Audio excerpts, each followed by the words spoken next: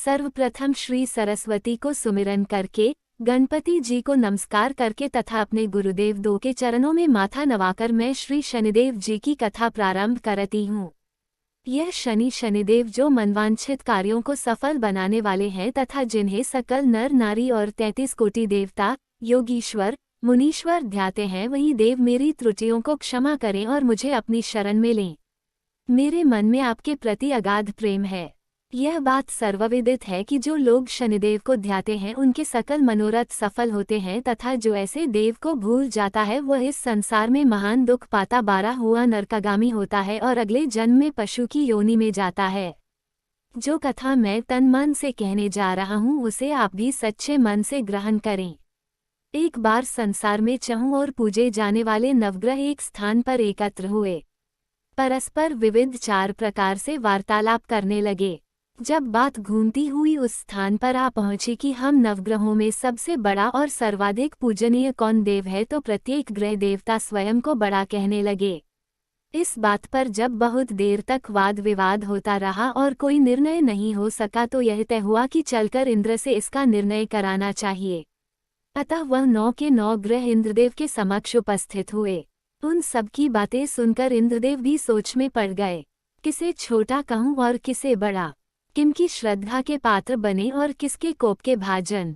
अंत में सोच समझकर निर्णय न करते हुए वो बोले, मैं अल्प बुद्धि इस बात का निर्णय करने में असमर्थ हूँ। मुझे तो आप सभी बड़े नजर आते हैं और मैं सभी का आदर सम्मान संभाव से करता हूँ।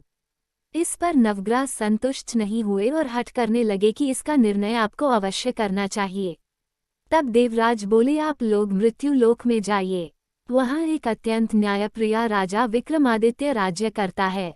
आप उनके पास जाइए, वह अवश्य आपका कोई न कोई उचित निर्णय कर देगा।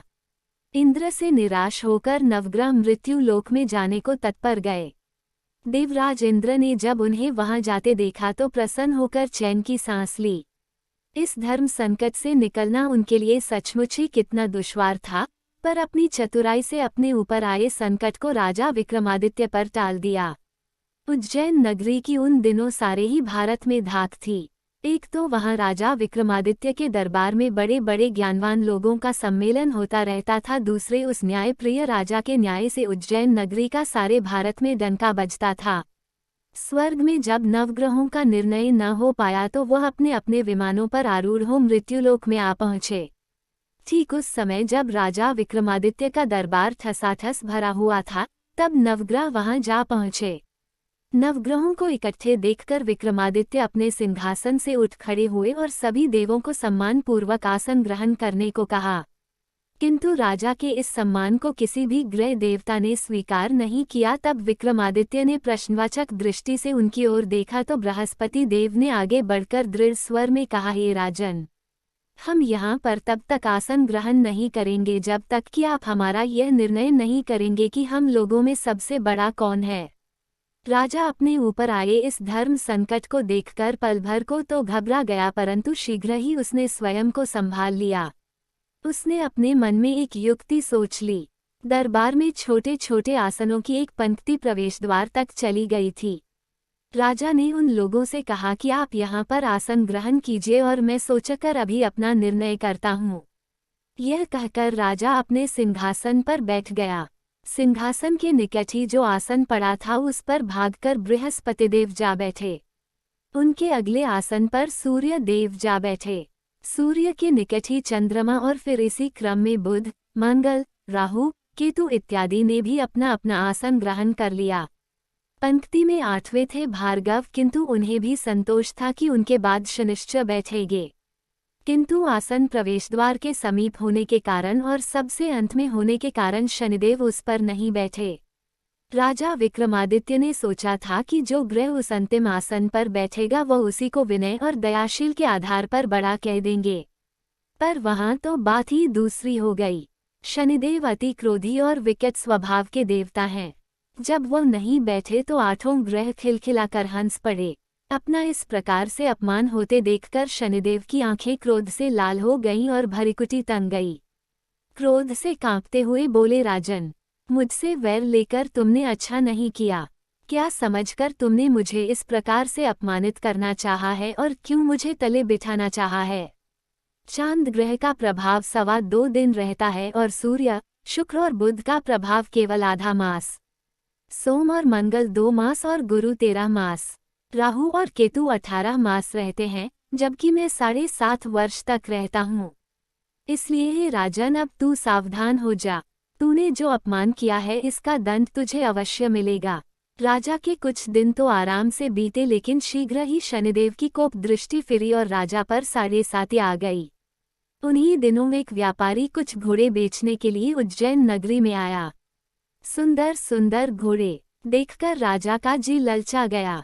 राजा ने उन्हें खरीदने का आदेश दिया। घोड़ों में एक घोड़ा भंवर नाम का था। राजा उस पर चढ़कर देखने लगे। कुछ देर तक तो घोड़ा राजा को लिए वहीं घूमता रहा, लेकिन फिर सहसा भाग खड़ा हुआ। राजा को बड़ा अचंभा हुआ। घोड़ा एक भयानक जंगल में राजा को पटककर अंतर्ध्यान हो गया। राजा अकेला उस वीरान जंगल में भटकने लगा। सायं के समय जब उसे प्यास बहुत सताने लगी तो वह जोर जोर से चीखने लगा। उधर एक पगडंडी से एक ग्वाला अपने गांव को जा रहा था। वह राजा की आवाज सुनकर रुक गया। राजा उसके पास गया। ग्वाले ने उसकी व्यथा जानकर उसे निकट की नदी पर ले जाकर पानी पिलाया। पानी पीने के बाद राजा स्वस्थ हो गया और प्रसन्न होकर उसने ग्वाले को अपने हाथ की अंगूठी उतारकर दे दी और उससे कहा कि मैं उज्जैन का रहने वाला हूँ। यहाँ रास्ता भटक गया हूँ, तुम मुझे रास्ता दिखाओ। तब ग्वाला उसे अपने साथ गांव में लाया। वहाँ एक मिष्ठान की दुकान पर राजा ने मिठाई खा पीकर भूख मिटाई और दुकानदार को भी एक अंगूठी उतार कर दे दी। दुकानदार के पूछने पर उसने उससे भी यही कहा कि वो उज्जैन नगरी का रहने वाला है और उसका नाम बोना है। फिर वह दुकान के बंद होने तक वहीं बैठा दुकानदार से बातें करता रहा। उस दिन दुकानदार की बिक्री बहुत हो गई। उसने सोचा, यह भाग्यवान पुरुष है जो इसके आने से आज मेरी इतनी बिक्री हुई है। इसलिए रात होने पर वो उससे बोला कि वो उसके साथ उसके घर चले और उसके साथ ही भोजन भी करे। राजा मान गया। जब वो दोनों घर पर पहुंचे तो दुकानदार की पत्नी ने उनका बड़ा स्वागत सत्कार किया और अतिथि के लिए विशेष रूप से भोजन तैयार किया। भोजन करते समय एक अद्भुत घटना घटी। जहां राजा भोजन कर रहा था वहीं सामने की दीवार पर सोने का एक सतलड़ा चित्र था। सहसा ही वह हार टंगा हुआ था।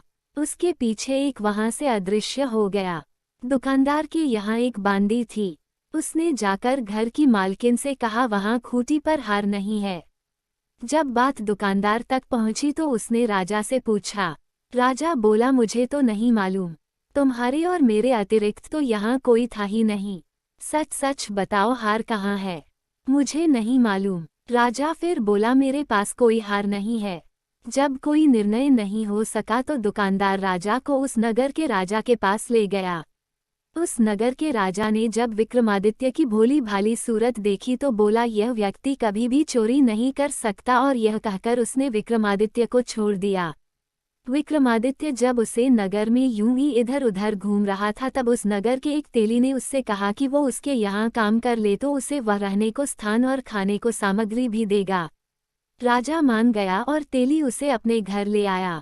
वहाँ सारा दिन राजा धानी पर बैठा उसके बैलों को हाँकता रहता और तेली बाजार में तेल बेचाता।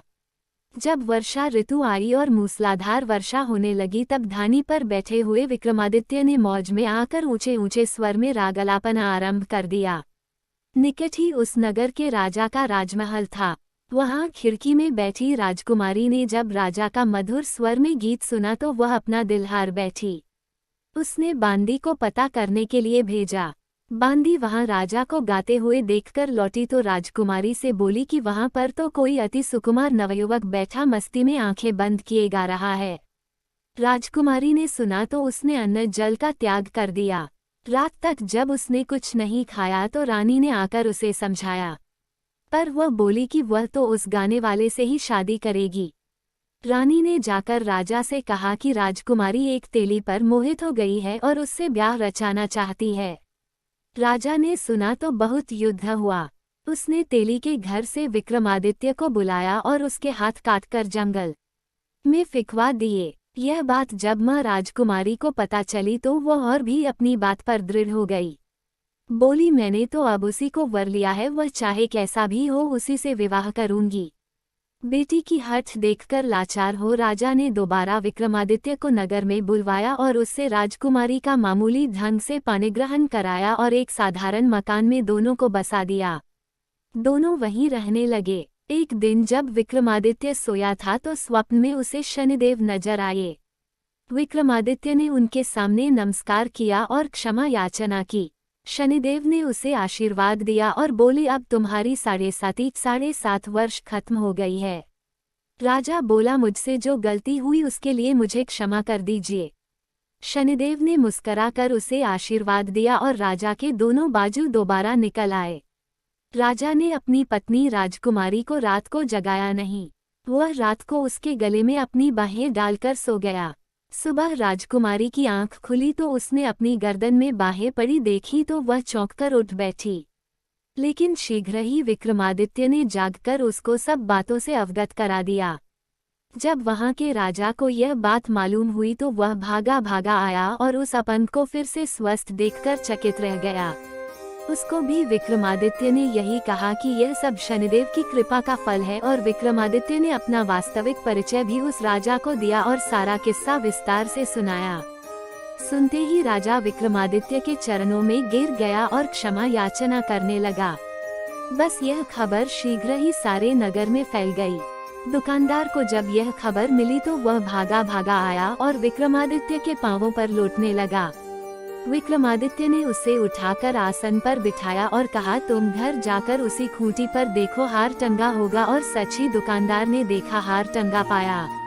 राजा ने नौकरानियों के साथ लश्कर समेत विक्रमादित्य को विदा किया। राजा विक्रमादित्य जब राजकुमारी को लेकर अपनी नगरी उज्जैन में लश्कर समेत पहुंचा तो सारी नगरी में उत्साह छा गया। अपने राजमहल में प्रवेश करने से पूर्व विक्रमादित्य ने नवग्रहों की पूजा की और शनिदेव को सर्वोच्च स्थान दिया। साथ ही उसने नगर भर में ढिंढोरा पिटवा दिया कि शनिदेव मनोवांछित फलों को देने वाले हैं और नवग्रहों में सर्वोच्च स्थान रखते हैं। इस प्रकार शनिदेव को मनाकर विक्रमादित्य ने अपने राज्य, यश और कीर्ति को प्राप्त कर लिया। बोलो श्री शनिदेव की जय।